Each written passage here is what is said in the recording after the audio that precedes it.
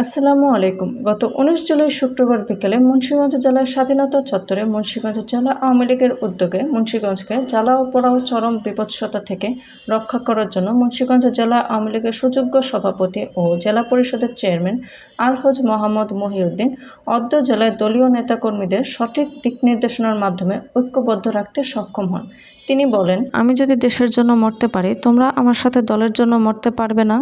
আমি রাজপথে থাকলে তোমরা আমার সাথে রাজপথে থাকতে পারবে না। আমি যদি মরতে পারি, তোমরা আমাকে মরতে পারবে না। আমি খেলা থাকবো এবং তোমরা আমার।